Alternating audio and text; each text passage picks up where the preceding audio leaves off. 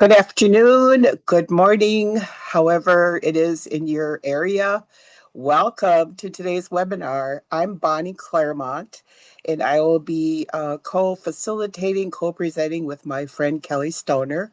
Just want to do a brief introduction. I'm from the Ho-Chunk Nation of Wisconsin, and I reside in St. Paul, Minnesota, where we've had an office of the Tribal Law and Policy Institute for about 21 years. I am the Victim Advocacy Program Specialist. My background is in providing advocacy to victims of sexual assault, domestic violence, and all of the different types of crimes that occur, particularly in Indian country. I was an advocate for many, many years before coming to the Tribal Law and Policy Institute. Again, I'm based in St. Paul, Minnesota, and I'm happy to that you all joined us today. And I'm going to have Kelly introduce herself. Thank you. And I'd like to say welcome everybody as well. I'm excited to be presenting with my dear friend and colleague, Bonnie Claremont, today. I like the mix that Bonnie and I can provide to you all because I've worked for TLPI for about going on 14 years. I'm the legal advocate specialist there. I'm a lawyer. Spent years on the bench for an Oklahoma tribe as a tribal judge, probably 25 years as a law professor working on American Indian law issues, especially related to violence against women and children in Indian country. And so together, we are going to provide hopefully some very useful insights to everyone, whether you're an advocate, a prosecutor, which I also did. I forgot to mention that for a tribe in North Dakota. And just provide you some really rich resources and hopefully rich discussions as we talk about and focus on how important victims' rights are for victims of crime. And Bonnie, I'll turn it back over to you. Okay, thank you. Next slide. So we always have to provide this disclaimer. The project was supported by grant number awarded by the Office on Violence Against Women, U.S. Department of Justice. The opinions, findings, conclusions, and recommendations expressed on this site or any materials on this site are those of the authors and do not necessarily reflect the views of the Department of Justice, Office on Violence Against Women. Next slide. So as Kelly said, this is what we hope to achieve today. These are the learning objectives. Participants will receive and discuss information on victim rights in Indian country. Participants will understand why and how victim rights are beneficial to victims and their families. Participants will discuss navigating victim rights in multiple jurisdictions. Participants will understand the importance of defining a victim for purpose of activating victim rights. Participants will discuss the importance of having an enforcement clause included in the victim rights. Participants will be provided useful resources for service needs of victims of crime. All in the next hour and a half. Next slide. I'm going to turn it over to Kelly to speak briefly on this. Okay, just for those of you who might be new to working in Indian country, just emphasizing we have a large number of tribes in the United States, 575. So when we put together a presentation like this, we must do it very generally because this will all, at least in Indian country, will be driven by the victim's rights in the applicable tribal code. So we're going to give you a lot of general information, but at the end of the day, folks, wherever if you're an advocate, if you're a prosecutor, you're going to have to go back and check your own tribal code to see if these rights are there. Are you missing a few? Because we're also going to give you in the resources a TLPI publication on drafting victims' rights codes. If you happen to see things that are missing that you feel like would be useful in your tribal community. Next slide.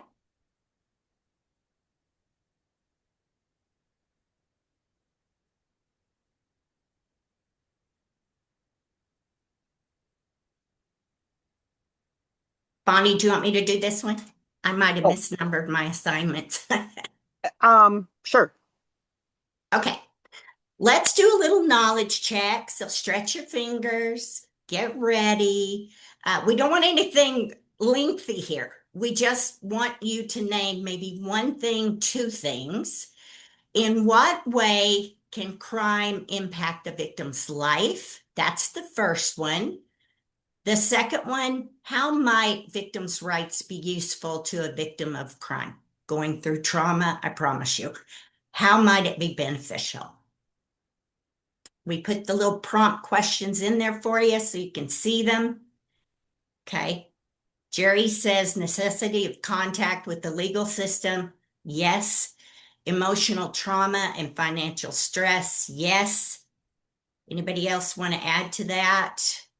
Advocates, loss of job, relationships, financial stress, trauma, services to help with trauma, isolation. All those are great answers. Some of you out there have Yes. been working in the field, I think, for a while. Yes. Yes. Trauma. Okay.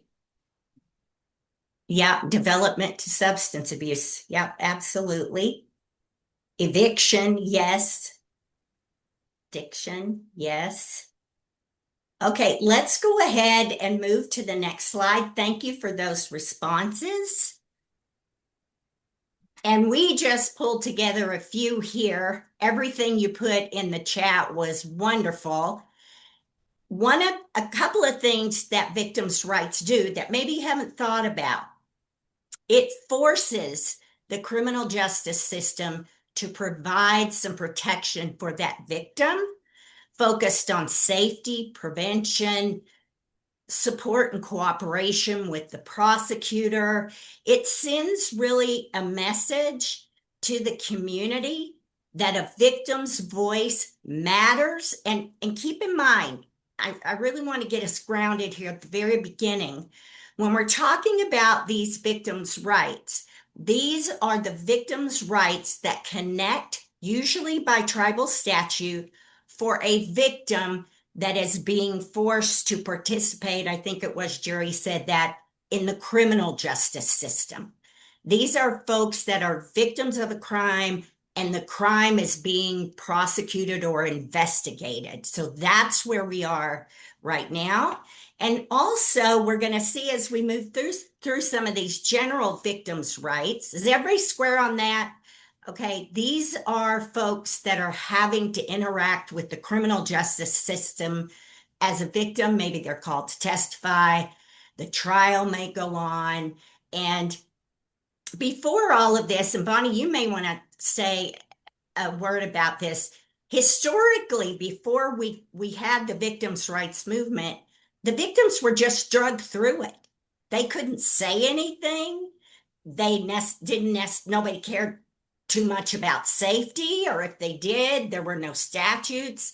Their privacy, lost wages, all those things that you've already put in the chat. They need help with substance abuse.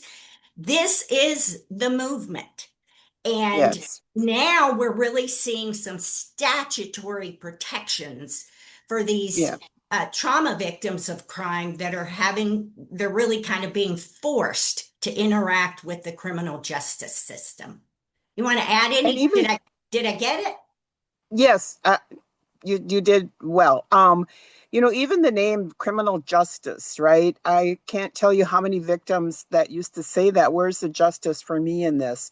When they don't hear of things like when offenders are released or when there's a hearing or those kinds of things. So a lot of these measures now are written into statute, which I think is awesome. So yes, early in the early days, this didn't happen. You know, victims were, and yet victims are central to any prosecution, right? They, without a victim, it's difficult to successfully prosecute. So I think in that sense, also, you know, it's important to the system to have these rights enforced and you know, practiced. So, and then often, you know, in a lot of places that I've seen, you know, people aren't even aware that maybe they have tribal codes that address this or that there's laws that, you know, that guarantee victim rights. So I always encourage advocates, because that's my background, to really do your homework and know your victim rights laws, whether in whatever jurisdiction applies to you. Thanks, Bonnie. I think we can go to the next slide. And one of the things I hope you all come away with from this today is, just like Bonnie said, go back, look at the applicable tribal codes. You may be navigating several tribes. Go know the victim's rights for each one. Are you missing some? Will there be any movement towards code drafting so we can strengthen, add things to fill gaps? So that's one of the things I hope you all will come away with. This slide talks about navigating multiple jurisdictions, and I think this slide is meant mostly, well, some prosecutors may be moving from tribe to tribe too if they're part-time, but I really know the advocates are sometimes navigating perhaps two or three different tribal courts for different tribes, and then they're also working with that victim of crime as if the case is going federal, the case may be going into state court. And so you might need to take a look at the state victims' rights. This is not an unusual situation for tribal victim advocates, for sure. And so it gets complex. And I would recommend you have a file for each jurisdiction that you're going to that has the victim's rights in it for easy reference. So again, reviewing the applicable state, federal, or tribal, think about all the things you have to know there. We'll go over a few of the federal rights, not all of them, but a few of them. And this is such an important piece that's often missed. And if you go check your tribal code, we'll talk more about it later. If there's no enforcement mechanism for these victims, they can be words on paper. Judge doesn't want to hear about it. It's not really mandatory. There's no way to enforce it. So I really want you to pay attention that there is some sort of enforcement mechanism. If you get a judge or a prosecutor and they're supposed to be advocating for the victim's rights and they don't even know they're there, they don't know the rights are even in the statute. Yeah. So I want you to be really mindful of that. And And can I add one thing, Kelly? I'm sorry. yeah, please, please. Advocates, you know, have a really important role because often they're working closest to the victim, right? Almost on a daily basis when this case is being heard. And so I really encourage advocates to know you know, the different jurisdictions and the laws within those jurisdictions, and especially about confidentiality, privilege. Those are all so closely tied to how safe a victim feels, even in reporting. You know, there's ways to provide some additional safety measures and adjust safety plans so that the victim is feeling like their confidentiality, their privacy, their is not being violated, even in language. And I'll talk more about that later. But it's all connected to safety. And it's the reason why a lot of victims don't even report. And without a report, it's like there's not going to be a case, right? So it's oftentimes up to advocates to make sure victims are aware of their rights to confidentiality and privacy and how that's so key and connected to safety. I'll just pick up from there, Bonnie, and say lawyers out there, whether you're a prosecutor, whether you're legal aid, and you're working with a victim that's having to navigate this criminal justice system, Be sure to discuss enforcement options with the victim, and advocates especially know who's responsible for that and stand up for that if those rights aren't being followed, or they're not allowing the victim to exercise those rights. Know what those enforcement pieces are. And as Bonnie said, adjust the safety plan. I personally, as a prosecutor, worked with victim advocates, so I don't find myself qualified to do a safety plan, maybe in the courtroom, just basic safety planning, but safety plan continually, every contact, every time, to get that victim through this process as safe as possible. Did you want to say anything about that, Bonnie? No, I think I will again in the future. Okay. Okay. And I'll also say attorneys. Let me go back, Marlon. Sorry. Attorneys. Um, I work with the Oklahoma Tribal Coalition, and I mentor their attorneys, and they do take victims' rights cases that are related to domestic violence, sexual assault, stalking. And so, woo, we had a little pushback there in Oklahoma about these attorneys, mainly in state court. They didn't want another attorney coming in there fiddling and arguing about the victim and what the victim's rights are and what they wanted, how they wanted this to play out. One state judge said, yes, you can be an attorney, but just sit quietly in the back of the room. They didn't want any input. We need attorneys and lay legal advocates to get aggressive, enter an appearance. That's a formal process where that victim becomes a part of the criminal process, entitled to notice of every hearing, entitled to say, I'm going to assert my victim's rights. And it's their option. Bonnie, we need to keep coming back to that too. We can talk all day about these victims' rights, but some victims are so traumatized they don't want to exercise any rights. So making sure they know what they are and that they can change their mind at any time as they become stronger, begin to heal. So for lawyers, it's very important to go ahead and enter your appearance. That tells the court, you mean business. You're going to be watching over these rights. You're going to be bringing it to my attention as the tribal judge if you think those rights are being violated. And just again, to encourage my fellow attorneys out there, be prepared to make motions, argue to the court, get a writ of mandamus, which is an exceptional writ that is from a superior court, usually, maybe your tribal appeals court, to say, Judge, you have to follow these rights if the victim wants you to. So I want you to take it all very seriously. Know there are maneuvers you can take. But again, as Bonnie said, go back and know your tribal victims' rights codes or state codes or the federal victims' rights statute if you're working in all of those jurisdictions. Next And slide. I want to add just a little bit. There some of the participants here, like Fabiola, mentioned trauma, and other people also mentioned it. Talia, Melanie, about the trauma that this victim is experiencing is going to really impact her or his ability to recall things, and they may be then be seen as maybe fabricating, or there's a lot of things that happen in the midst of reporting. They may also be being threatened by the offender and saying, if you report, I'm going to come and kill you.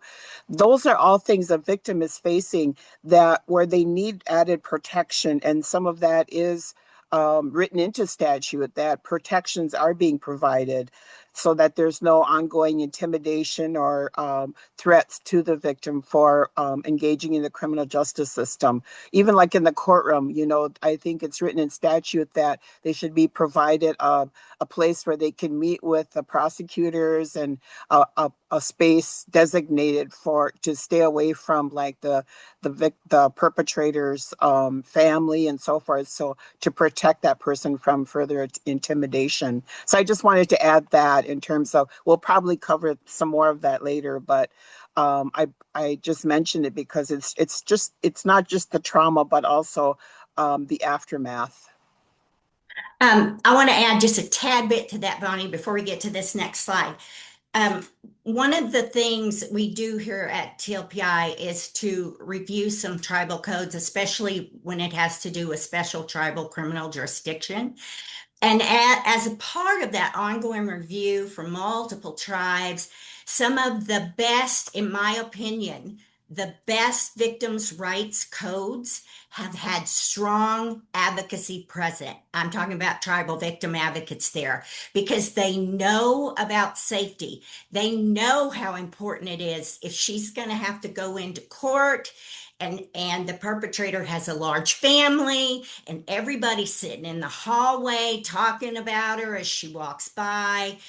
It's critical to have those kinds of things that Bonnie was talking about. So again, encouraging you, if you don't have something like that in your victims' rights statutes, there's no better time than now to think about adding those and strengthening those.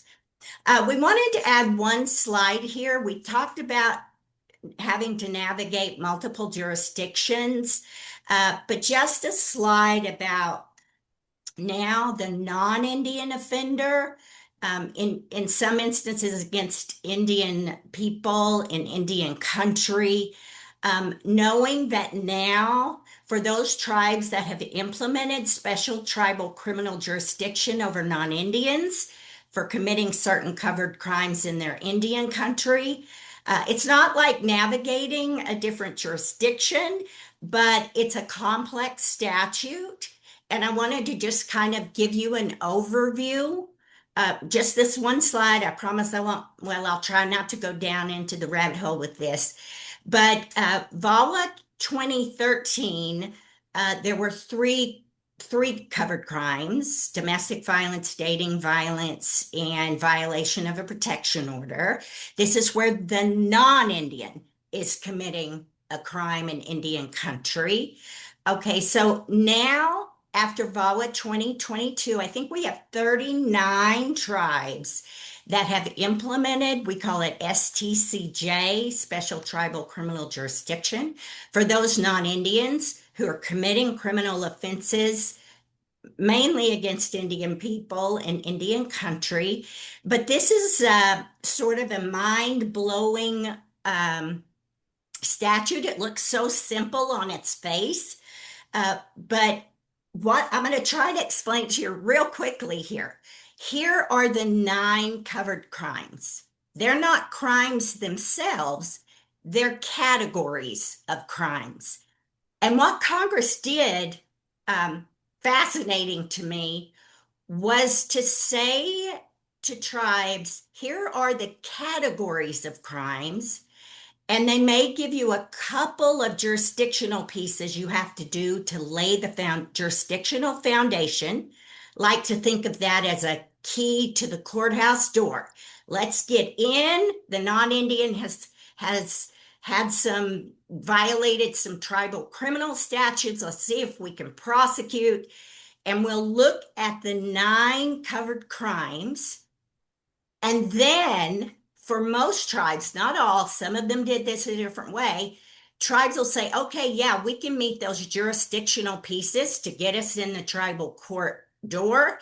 And we can look at all of our criminal statutes that may fit within those jurisdictional elements.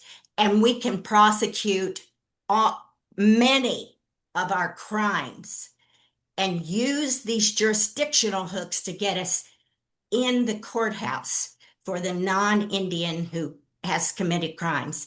I will say it's interesting. 7 of these crimes require an Indian victim, so a non-Indian offender, an Indian victim. But obstruction and assault of tribal justice personnel does not require an Indian victim at all. So tribes get a lot of opportunity to prosecute non-Indians for committing offenses in Indian country. So that was all I was going to say about STCJ. If you have any questions about it, we'll be happy to answer it. But you may, for those of you who are working with a tribe that may be moving towards implementation, now we're going to be able to prosecute non-Indians for committing a variety of different crimes against Indian people in Indian country. All right. Hopefully that wasn't too confusing. It's a very complex statute.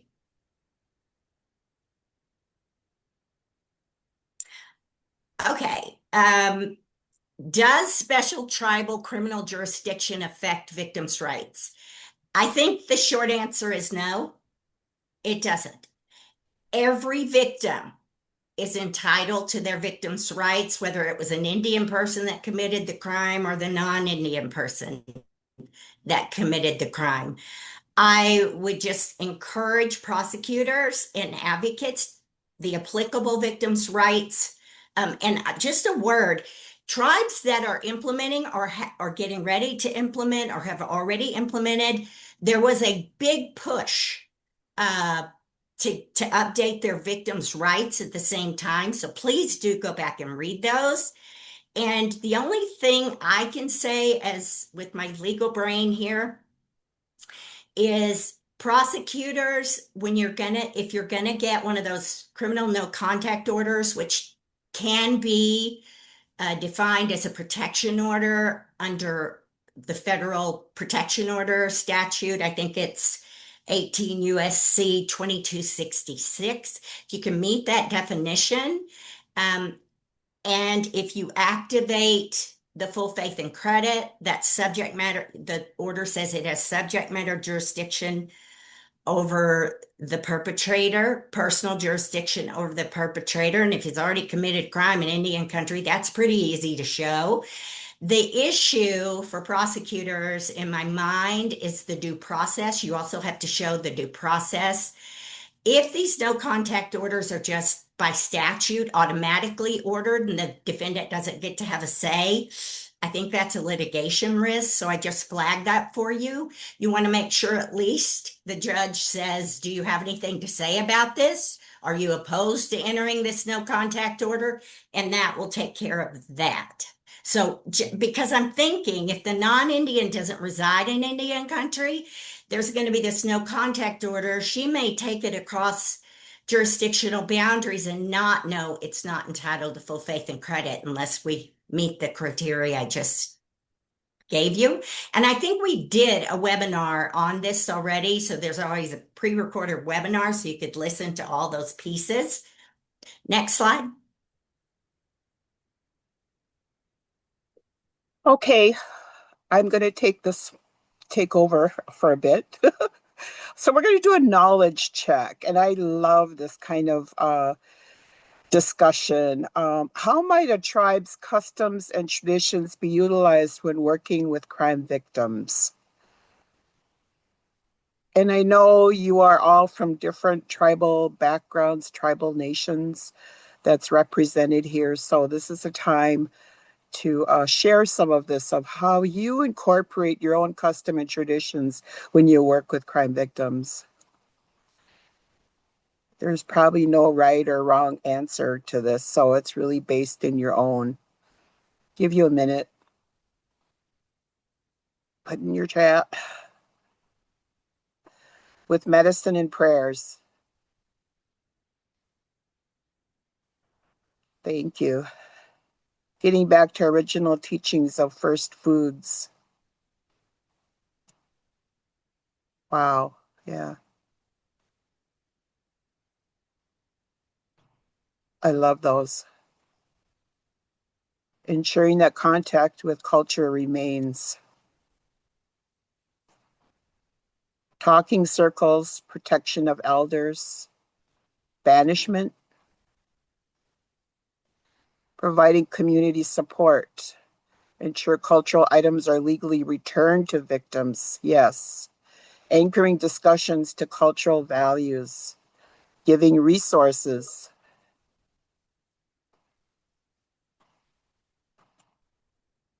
talking circles, elder support, traditional healing, providing healing herbs, sage, cedar, tobacco, yes, elder support, traditional healing, ceremony and powwow, yes, dancing, absolutely, singing is part of that. I love these answers. Thank you so much.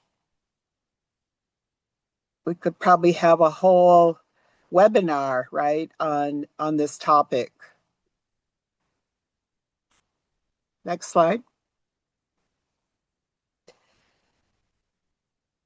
You know, as advocates, as I do training for advocates and service providers, I really encourage the use of our cultural traditions, even in the terms that we use.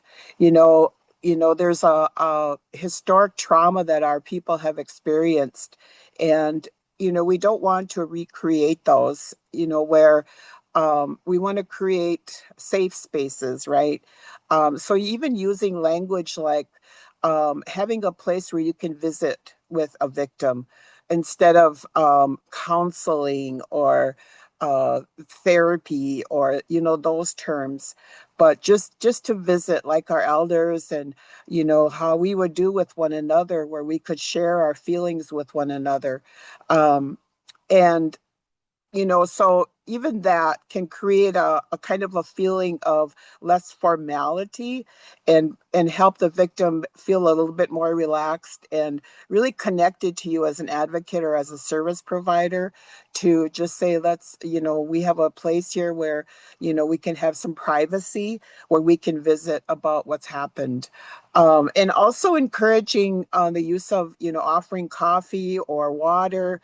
Water is very healing. So I encourage that as well when you talk with a victim, visit with a victim, or even something to eat, because oftentimes, I've had victims that have been held, sort of like been held captive, where they haven't eaten or they're too afraid to eat. So it's also good, and it's traditional practice to offer food even. Um, so these are all part of our tradition as being good relatives, I always say, to put it in that context, rather than, I have this badge, or, I have all this authority, or I'm a prosecutor and all I'm worried about is the laws, rather than really seeing each other as relatives, and bringing that kind of creating that kind of a space and atmosphere for the victim is really important. Um, and it also generates that trust, and we want to do that so that the victim will feel engaged and trusting of everyone who's going to be a part of this case. Um, and then also to understand how everyone responds to trauma in different ways, right? And it kind of is connected to our teachings. Some of us have been taught to not sort of bring our problems out to the public, and to sort of protect our family honor, or protect our family members from further harm. All of that can also create some reluctance on the part of the victim to share. So that's where I said earlier to really make sure they understand the importance of and the laws about privacy and confidentiality. Utilize trauma-informed practices to empower and validate the victim.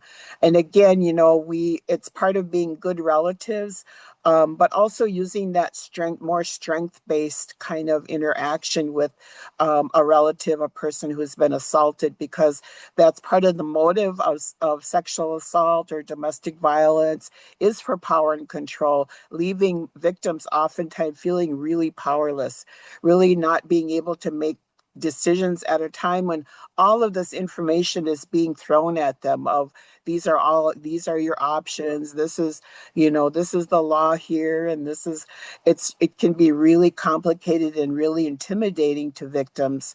So to be able to use more strength-based interaction with someone to say, I'm really amazed that you're able to be here and share this information with me. You're able to get up this morning to go to work or to send your children off to school. And I'm here to support you. But you're the one that makes the decisions, and we're going to support those decisions, whatever those might be. Whether they even want to report to law enforcement, they may choose not to. Or they may report and then choose to not want to participate further in the process because it's too traumatizing, or they've been threatened, so they want to back off. So, and then to practice active listening skills, and then check for understanding. So, active listening is more than just sitting there quietly, but also providing some support, some feedback, nodding your head, just the body language of letting them know that you hear them, that you understand what they're saying. And then as you share information with them, to make sure that they understand the information you're sharing with them, because it's a lot being thrown at them at once when, like we said earlier, they've been traumatized. So it may be difficult for them to take in all of this information and then be able to provide additional feedback as time goes along in case they miss something. Okay, next slide. Kelly? Hey, thanks so much for that, Bonnie. You sort of led me into this different slide by the word reporting. So the victims' rights statutes really need to define who is a victim of crime. How do we know that? What is it that activates all of that? And Bonnie mentioned sometimes victims don't want to report. Now, remember, the victims' rights are connected to their journey through the criminal justice system, but they don't have to report. They may not want to. I just want us to keep that straight. Some examples of what you might see in tribal codes. It could list a victim by a category. In other words, elders, children, domestic violence victims. So you be looking for that language so you know which victims the victims' rights are going to be activated by. It could be surviving family members if there's a homicide victim. Could be their relatives, their adult children. Could require I've seen some victims' rights require, in order to activate them, you must file a police report.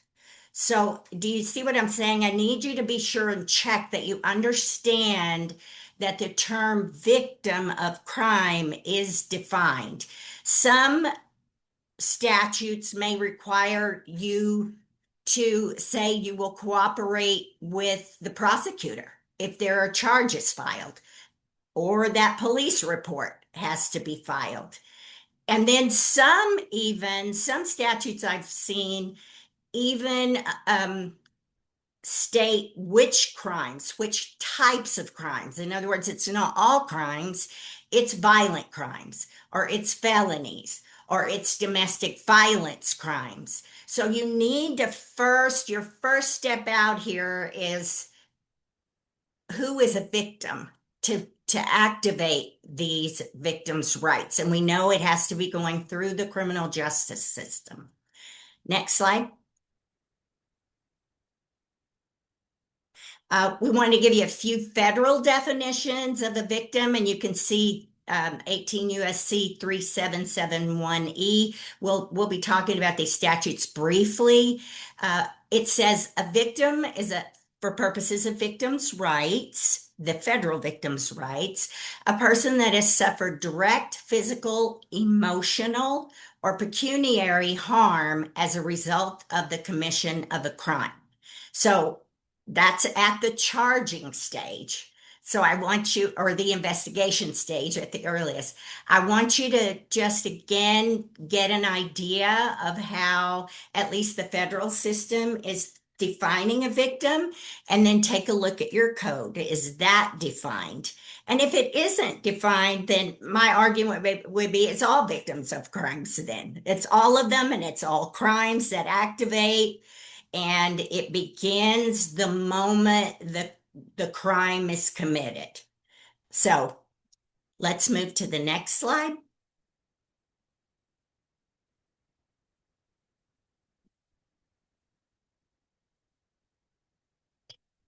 Bonnie, I think this one's yours. I had to take a drink of water. Okay. I wanted to just make one comment about the term victim of crime or the language and identifying.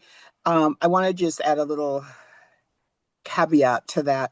When you're working with institutions like employment, a victim who is having problems with their employer because of the victimization, there's some rights there, right? And well, I don't know if we'll get that far. Hopefully we will, but if we don't, I wanted to add that as an advocate, I don't generally specify the type of crime the victim has experienced, because there's still people out there that have their biases or their stereotypes about rape victims even. So I don't want to, when I'm doing advocacy on behalf of or with a victim, to an employer, for example, I don't want to say, well, she's a victim of sexual assault, because right away there's going to be some attitudes there that the victim might be met with the employer or even with fellow employees. So I always try to look at what's more important for a victim, to make sure that, her rights or his rights aren't violated, but do we have to specify that it's because of a rape, right? We could just say a victim of crime. And that could still, she could still or could still utilize the victim rights laws. Okay, so informing a crime victim of these rights. A lot of victims don't know that they have rights. And if they do, they may not know the specifics.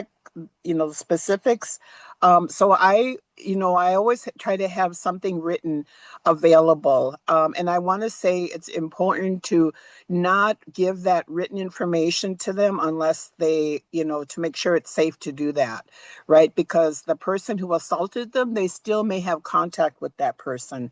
And if that offender is threatening them to, if you go to the cops, I'm going to kill you, you don't want to send them information along with them that might indicate they've reported to law enforcement or they plan to. So just check that out first. But I always try to have something available to them to in a written form, like a brochure or some kind of a little handout, because at the time, like I said, they're being given a lot of information that may be difficult for them to retain the knowledge about everything, every little detail. So discuss the available rights with the victim. In the office, the advocacy office where I worked, we had it on a poster even. So, if it's safe enough, like nowadays, they could take a picture of that poster just to make sure that they're knowledgeable about their rights, so that if anything happens, that they can contact you to say, this isn't happening for me. I wasn't informed that, my offender was released, for example. So make sure they're aware of their rights. And I also talked already about that trauma can affect memory. So it's important to repeat information to make sure they understand. Review and discuss applicable victim rights and safety plan. And we've already shared this, but every situation, at every juncture, it's really okay to check out the victim's safety, how they're feeling about how safe they are, whether it's at home, whether it's if they're staying with a friend or relative, whether it's in the courtroom, whether it's at the hospital. Situations can change at any moment. So it's always important to revisit the safety plan so that there's measures in place to help that victim feel safe in all of those different steps along the path of what they're going to be taking when they report. Have victim rights clearly posted on program materials. I've discussed that already. Okay. Kelly? Some potential legal frameworks for this notice. How do the victims find out about this? Some ideas for you again. Um, this victim may need to get a lawyer and we're going to give you some resources later, at least for the states, to assert these victims' rights. Some judges are great about it. Others don't even know that the victims' rights in their statutes exist for criminal cases. So you may have to get aggressive and file some motions, the lawyers might. Who has a legal duty to inform the victim of their victim's rights? Again, connected to that criminal case. This, some tribal codes, it will be law enforcement. Some, the legal duty to inform will be the prosecutor. We know the advocates are going to do it every time. And some, I've seen some tribal codes who make all of those entities responsible for telling a crime victim of their victim's rights. Triggering offenses, again, which ones, definition of victim, you need to know that answer. When do you give the notice? Do you wait until there's an investigation? Is there wait till that police report is generated? Again, advocates are doing it always from the very beginning, usually. What are the statutory scope of rights? We talked about look at your code. You may not, we're going to go over some core victims' rights here in a few minutes. You may not have all of them. You may know of one that you need, that the victims of crime in your tribal community need. So again, as a judge, I say I really am bound to interpret the tribal code as it's written. And so unless there's something in there that says or any other right the judge feels would be protecting the victim, I don't have a lot of discretion. So think about that. Victim autonomy, we're going to keep saying this to you because just because you could have the most beautiful list of victims' rights for this victim of crime that's having to go through the criminal justice system, and she doesn't want to use them. She doesn't want any part of it. She doesn't want notice. She doesn't want to go to trial. So always remember these are options for the victim of crime. Trauma-informed legal practice. We did a webinar on that, I think, last month. You need to be practicing some good trauma-informed service providing. And we're going to say this over and over and over, always, always, always safety focused. Next slide, Marlon. Finally, here we are. You may not have all these folks in your tribal codes. We wanted to give you I think we might have 10 in here, maybe 11 of just good core victims' rights. See if you have them, should you add them, and that sort of thing. And I want to tell you about each one of them just briefly. The right to be treated with fairness, dignity, sensitivity, and respect. And again, this is the victim that's having to go through a criminal justice process through nothing that she did wrong. She's still going to be required to do it. And we need to make sure, especially in cases of sexual assault and sex trafficking, that we're getting that dignity, that fairness, that sensitivity, and respecting her. So that's the first one. The next is the right to attend and be present at criminal justice proceedings. Bonnie's sprinkled a few of these through her remarks today. One thing, this kind of just speaks for itself. Again, only if she wants to, but she has, if this is in the statute, the right to do that. And then sometimes I've seen lately in tribal codes, their victims' rights says not only does she have the right to attend and be present, but they cannot sequester her. In other words, that's what lawyers do that say, oh, if you sit in here and you listen all this testimony, you're going to change your story. So we need you to sit out in the hall while this whole thing is going on, trying to protect her from that if she wants to be there and if she wants to sit there. So I'm seeing more and more tribal codes put that protection into their victims' rights. The right to be heard in the criminal justice process, that these are, I've seen personally in my practice, these are so instrumental to healing for a victim if they want to do it, that they have the right to talk with that prosecutor and say, I don't think that's fair. This isn't what I was wanting. This isn't, I'm feeling like I'm not safe. Also, after conviction, submitting a victim impact statement to explain how this has impacted their life. Um, Also, at that would be at this probably right before the sentencing, maybe even the same day. And if the defendant's put on parole or probation, the right to have a say about those terms as well, whether they feel that is protecting them or not. So, Bonnie, do you want to say anything about those?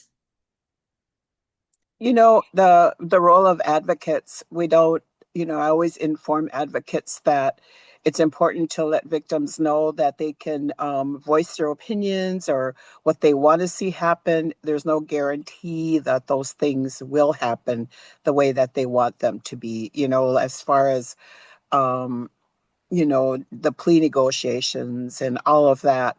They things like, even they don't want the perpetrator to go to jail. Those decisions are not in their hands. They can certainly air their opinions or what they want, but there's no guarantee that those are the decisions that are going to be made by a jury or a judge. Right. I think it's so powerful though to give them the right to have a say. And we all Absolutely. know the prosecutor is going to have prosecutorial discretion, but it's that meeting and that Yes, listening and that absolutely. victim getting a say. Yes. The next one says the right to be informed of proceedings and events in the criminal justice system. Bonnie's already mentioned some of these. The right to know if the perpetrator's been released or escaped, and legal rights and remedies, access to the same records for purposes of their process through the criminal justice system. So all those things are very important. Next slide. Okay, this is the last page of these, but I do want to go over them with you. The right to protection from intimidation and harassment. Bonnie's already brought that up. Some recommendations: secure waiting areas where she doesn't have to be exposed to the perpetrator or the perpetrator's family. Um, there are witness protection programs. I've only lightly been involved in one of those, and it required relocation, and she did not want to leave her family, and so she turned that down to have residence relocation, and to also have someone arguing denial of bail for for the accuser. And don't forget prosecutors about criminal no contact orders. And for those of you who might be legal aid lawyers in the civil world, and you've got a client that's having to navigate the criminal justice system in Indian country, it's great to know these things so that you can step up and say, to go with her to visit the prosecutor and say, we would like a criminal no contact order and we want it. And one more thing about those, I know I've mentioned them. They usually end when the criminal case is over. So this is not like a civil protection order for 2 years. This is going to end. Sometimes tribal codes will say it ends upon conviction. Others will say it ends when the appeal time of the offender has run, but it will end. So just putting that on your radar for purposes of safety. Let's see where we're at. The right to protection from intimidation and harassment. We've talked about that, especially in domestic violence cases where we've got the power and control dynamic going on here. We really have to be careful if she's going through that criminal justice system to make sure we're protecting her from that, from not only the perpetrator, but sometimes perpetrator family and friends. The right to restitution from the offender. And restitution, I want to be real life here. It is, if this is in the tribal code, she has the right to that. That could be for lost wages, for medical bills, uh, damage to property, but does the offender have the ability to pay? So I want you to, because we're going to give you something else in a few minutes that might be very helpful where her chances of getting restitution might be better. Every case is going to be different.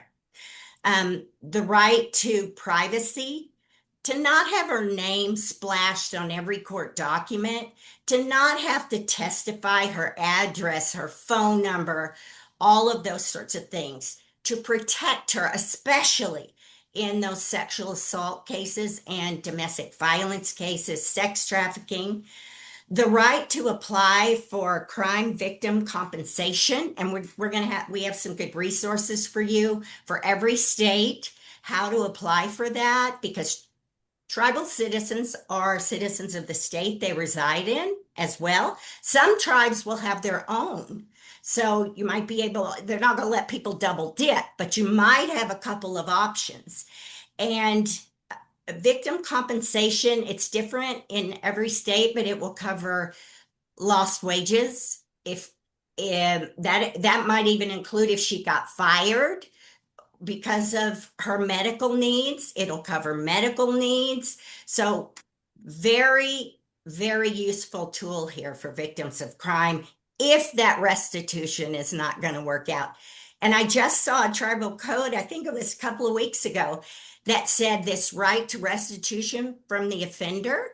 But if the victim is going through the state victim compensation fund, the victim had to demonstrate all of the awards there to the tribal court before they would go in and do the restitution from the offender. So there's no double dipping. No double dipping. Okay. Right to expedition return of personal property seized. Do you realize these trials can go on for years? What if it was the key to the only car? If it's not evidence, she has a right to get that back within a reasonable time. Sometimes that's a fight. Or make the suggestion that they take photos of the property and return the property to her. There are always workarounds to these. The right to a speedy trial and other proceedings free from unreasonable delay. And what this means is that when I'm sitting up here as a tribal judge and the defense attorney keeps asking for a continuance, this requires me to consider the victim and how long this is dragging out for her, because this is emotionally draining for her. And I have then the authority to say, you've already had one continuance. And I might even ask the victim or the victim's attorney, do you object to this? So we can make this fair. And there's not a continuance after continuance. And lastly, which I already told you my position on this one, the right to enforcement of victims' rights. If there's no enforcement mechanism, you're going to be at the mercy of the judge who might care about victims of crime.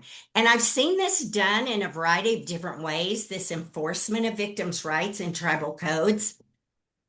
One tribe set up a panel of three, which included an advocate, and If the victim was aggrieved and thought her rights weren't being followed, she will file a little complaint with the panel. Now, the panel couldn't do anything or make the court do anything, but what that panel was doing was watching systemic problems. Is it when the prosecutor goes in every single time no victim's rights are being afforded? What's going on here in our criminal justice system?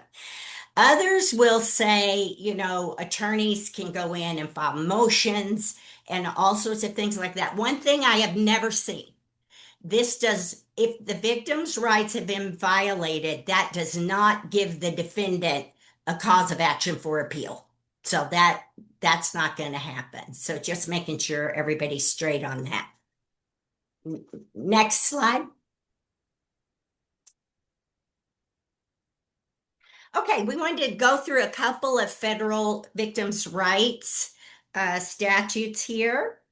And this first one really goes, we put the rights in here, and you'll see these rights again probably on the next slide. This particular federal statute is focused on victims getting services. And here I'm gonna tell you a couple of things that this statute does. It requires there to be a federal designated official who is going to make sure all the rights are being followed. And it'll be different in every different federal district. So, but that is there. It also identifies who a crime victim is for purposes of these rights. And it says there's also a requirement to inform the victims of their right to receive on request, there's the victim autonomy, the services such as the place where the victim can receive emergency medical and social services, informing that victim of any restitution or other relief they may be entitled to, informing the victim of public and private programs that are available to provide counseling and treatment, and assist the victim in contacting those who are responsible for providing those services. So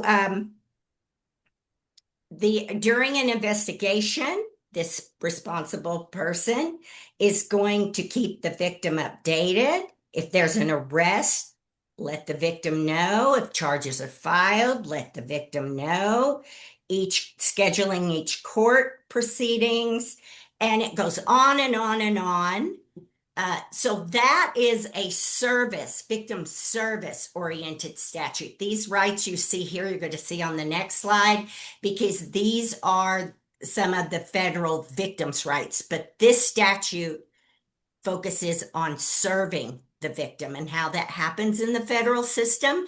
And we'll send out, after the webinar is over, we'll send out the full statutes, the links to those statutes. Next slide. Yeah, here's a few more.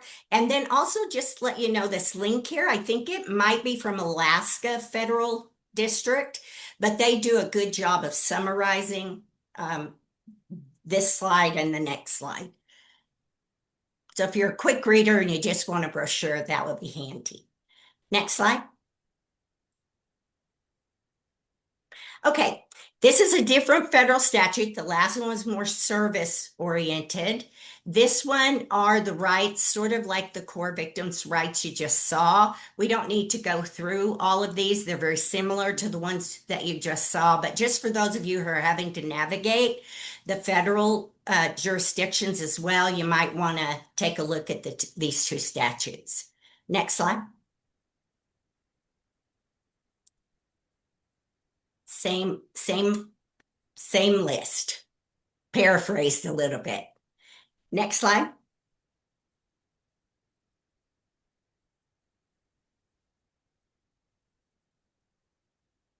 Okay, this is one of my topics. This is like the fourth time I've brought it to your attention, is this enforcement piece.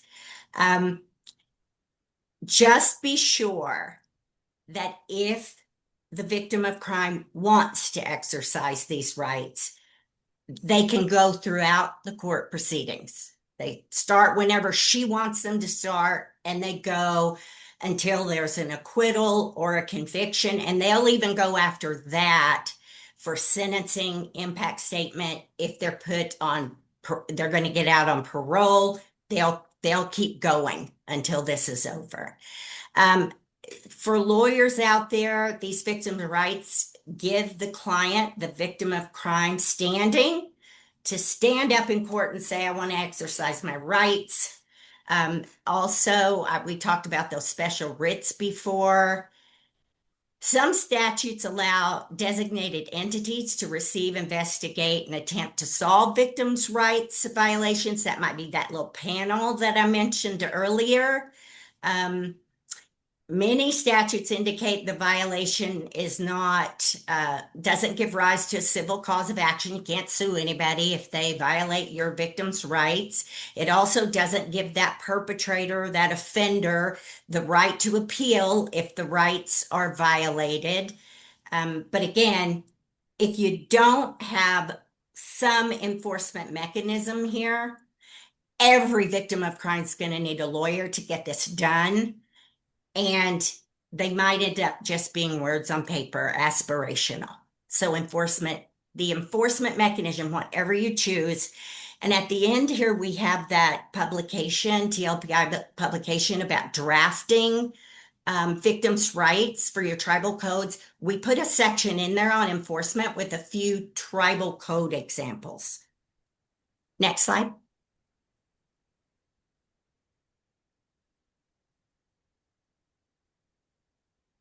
I think this one's yours, Bonnie. Oh, okay. So we want to do a knowledge check. It's just really to generate some uh your input, your what's going on in your communities. So this one is, in the tribal community you serve, what is the process for victims to report crimes and what protections are in place for them?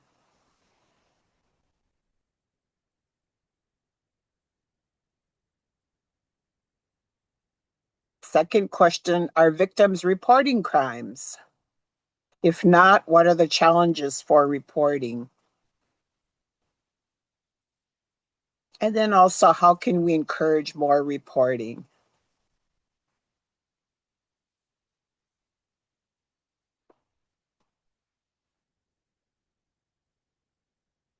Give you a minute.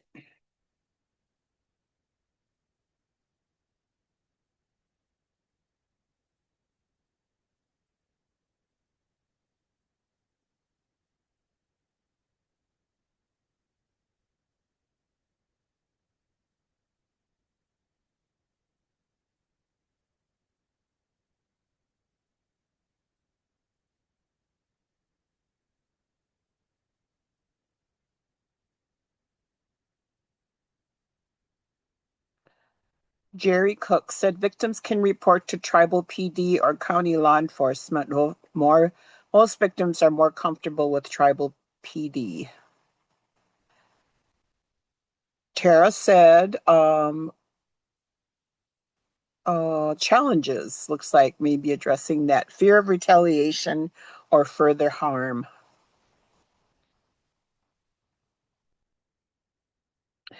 Which, yes, it's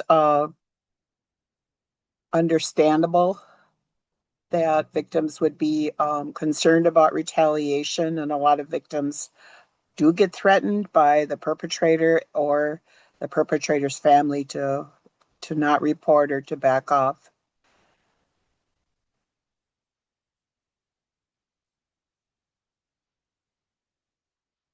Another challenge, lack of trauma-informed training and care by law enforcement or those medical providers treating victims. Brianna said, we use police and have DV services to report crimes, but we do have challenges in that victims underreport due to fear of retaliation, mostly due to us being a small community. Yes, that can be a challenge. Everyone knows everyone. Fear of retaliation. Yes, very true. Chloe said, holding cultural space and honoring kinship systems can help survivors feel safer. Absolutely. Fear of not being believed, language or cultural barriers. Yes. These These are are all part great of the importance answers. of, absolutely, they're great. The importance of coming together and maybe doing cross training. Even sexual assault response teams or CCRs can help with some of this also. Victims can call the police or go to the office of the DV advocate. They can also report DV to county police. Victims are often in fear of the perpetrator or they feel they have no resources to use when they leave. And this is domestic violence, yes. Fear of confidentiality, not being honored because of community size, yes. Retaliation, very true in our community too. Victims are afraid to report. Mhm. Sometimes it can also be scary telling on a possible elder or a respected member of the community. Absolutely. I mean, even spiritual leaders, known spiritual leaders, have been accused and convicted in some places. Decolonize and teach, educate to what a victim is. Very good. Thank you, Sheena. Very These are good. all very good responses. Very good. Next slide. Okay. Is this mine, Bonnie? I think it is. I think so, Okay. but I can Okay, chime in. another knowledge check. This is a hypothetical, so you can stretch your brains based on the things we've been talking about here today. So here's your scenario, and then it's followed by a question. Kara is an Indian victim of crime, and criminal charges have just been filed in tribal court against her boyfriend for sexually assaulting Kara in Indian country. Kara is now meeting with her tribal victim advocate, and Kara explains she doesn't want to be a part of the trial. She doesn't want to know about the victim's rights. You're told Kara has all those general core rights we went over earlier. What should the service providers do in this case?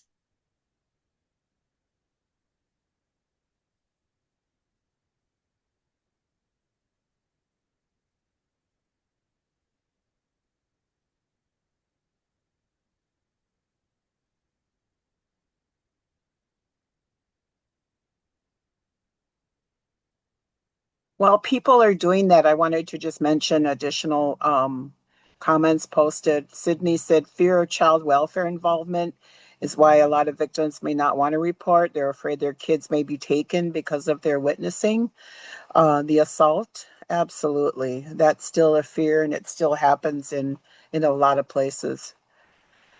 Gary commented, in my case, I didn't believe a crime like what happened to my daughter, Ashlyn Mike, could occur in my neighborhood. Report as soon as possible. I'm so sorry. I still think about that a lot, and it really influences the work I do.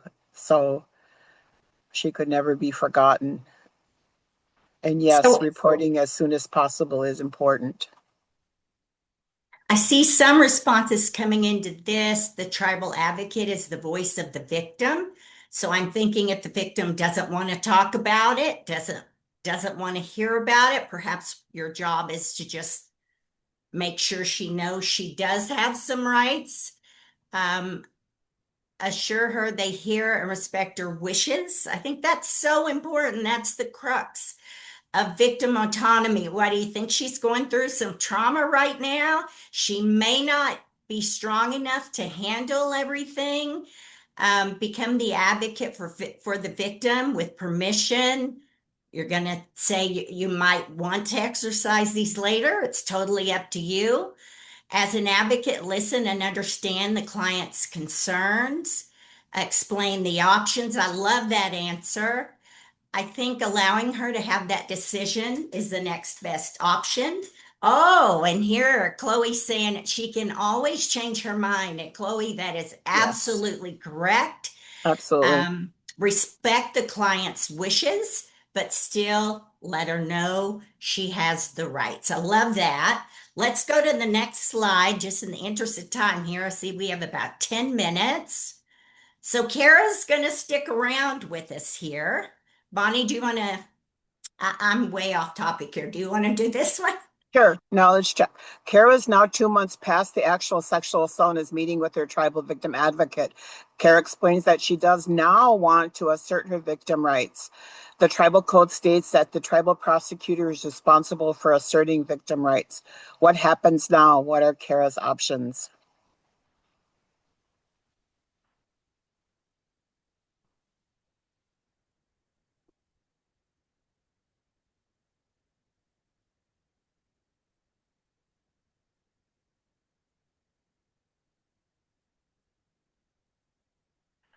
As an advocate, I would say yes, absolutely. She still can assert her rights, and the information is still there to continue where everything left off was left when she decided to not proceed. And again, victims do have a right to change their minds, and it's important to, um, for advocates especially to be present and help her guide her as the case continues. Um, because again, safety is always a concern. I see we've got some cool responses in here. Um, like you said, she can always change her mind, listen and understand her concerns. Just let her know she can change her mind. She always has that authority. Um, One thing I might have missed this. If that prosecutor is responsible for asserting her rights, you want to maybe see if she's willing to go with you to meet with that prosecutor because you Yes, might have to educate the prosecutor that these are even in the code. So always, I yes. mean, if that's, and it may not be the prosecutor, but in our hypothetical, it was. Um, we're talking about changing statutes of limitations. Some tribes have done that for sexual assault crimes for sure. Uh, you want to continue safety planning, what options make her feel the safest, and that prosecutor needs to know as well if she's feeling unsafe, what she would like the prosecutor to do. Does she need law enforcement escortment? Do we need to get some protection orders? All of those sorts of things. So great answer. Let's go to the next one. We'll finish with Kara here shortly.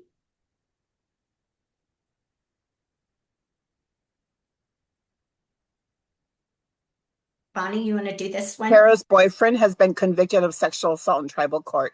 Kara wants to seek restitution from her offender and wants to provide a victim impact statement, ask her advocate for assistance with that. And yes, absolutely. She has a right to have her voice heard in court as sentencing happens or will happen, and how this crime has impacted her. And advocates can help with that. I've also seen where advocates can actually read the victim impact statement if the victim is not able to, but definitely can provide the support. She has a right to restitution, and that can be ordered either from the offender or oftentimes even if there's nothing forthcoming, there's some advocacy programs that have some funding to provide, if there's clothing that needs to be provided, whatever that might be. It's also important for advocates to look at that. Yeah, and let's don't forget about the state victims comp program too, because Yes, we've been able to absolutely. tap into a lot of that. Next, final slide with Kara.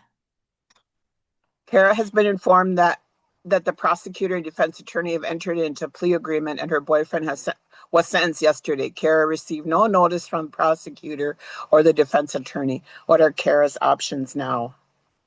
No right or wrong answer here, folks, but has this ever Mhm. happened to you before? If there's a victim's rights that the prosecutor has to meet with the victim before accepting a plea agreement, what can you do?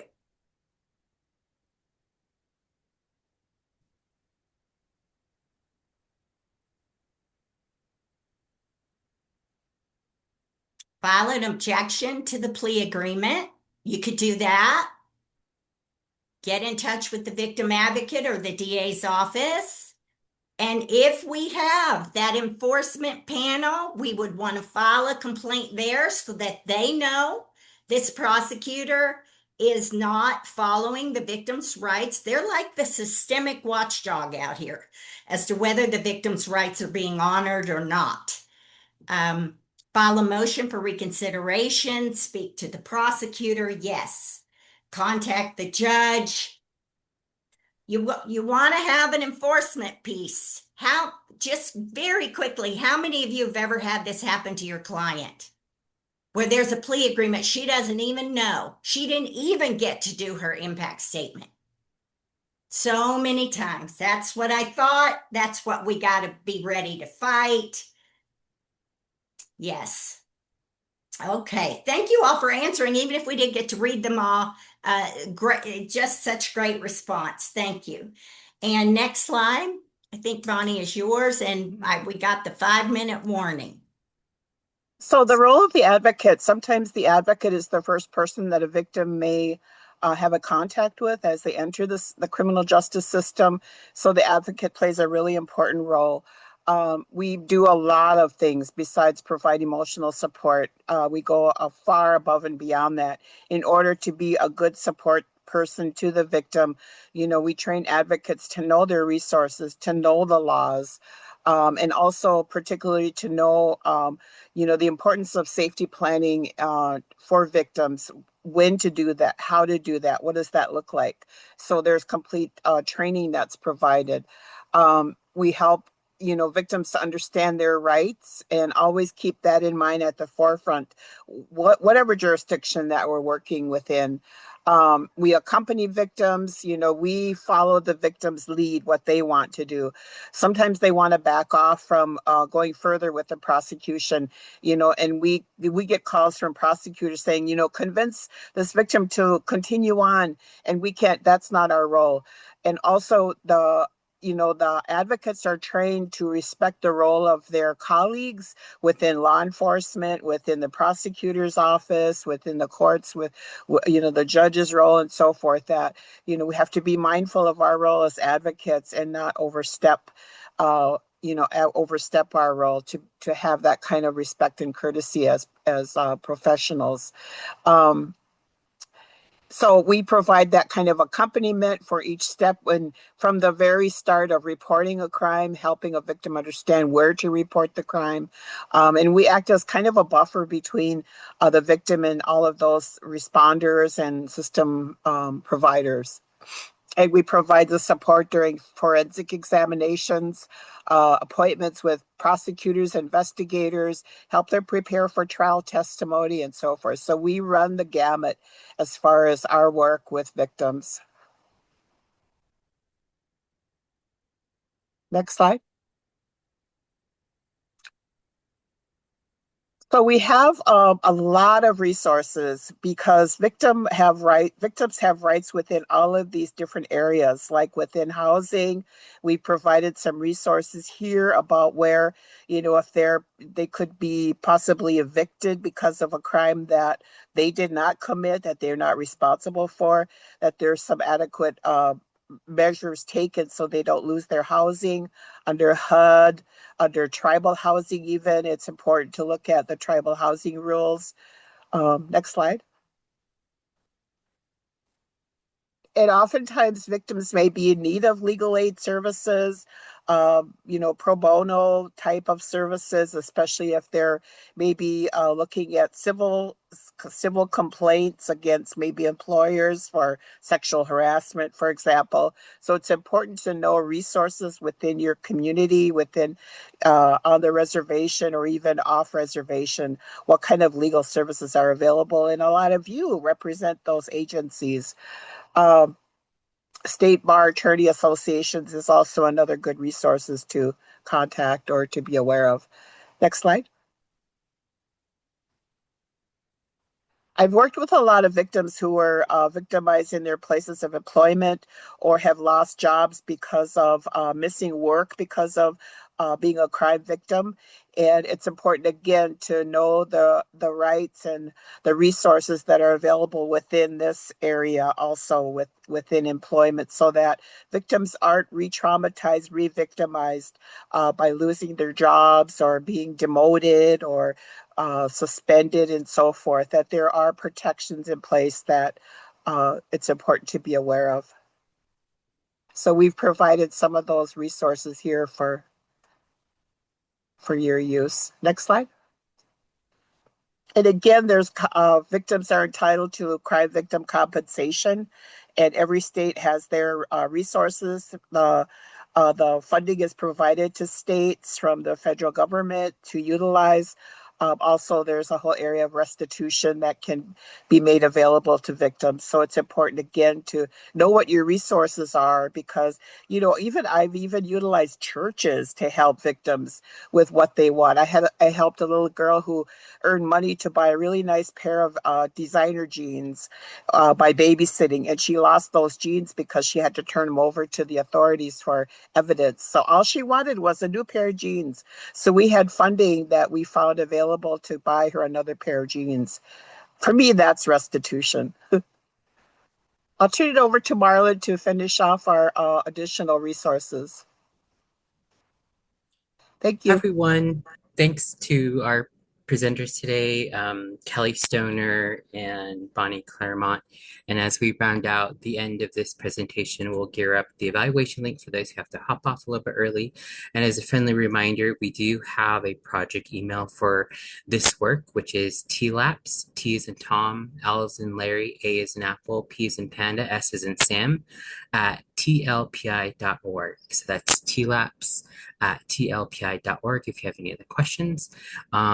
This concludes the 12th webinar in this series. And if you have any questions, we'll post this on our website, www.triballegalassistance.org. As a friendly reminder, our TLPI publications can be found on our main website, which is home.tlpi.org. And there's sexual assault response team publication listed here. There are a couple of tribal legal code resources.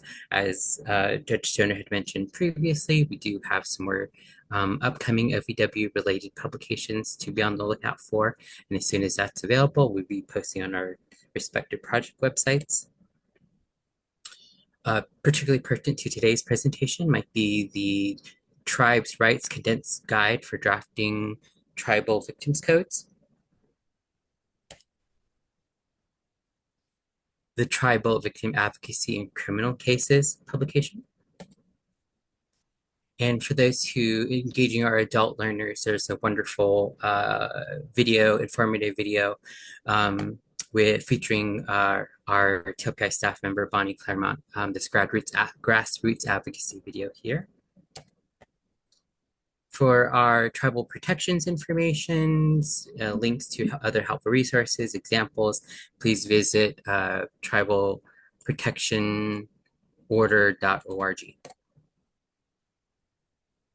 For our SCCJ folks, again, we've mentioned this previously in a link shared before, tribalvawa.org. Thank you again to our presenters. Thank you for our team member, Chia Halpern-Bitso, assisting in today's information link sharing. And here is the QR code for those who are visual organizers. Thank you again for joining us.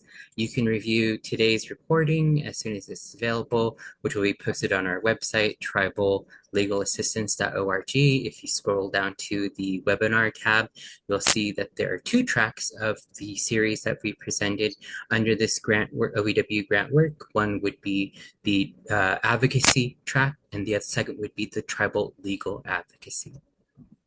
We'll go ahead and leave this slide up for those who are joining, but we'll go ahead and pause and end the recording. Thank you again for joining all of us. We look forward to seeing you. If you have any questions, email, reach out, or visit our website.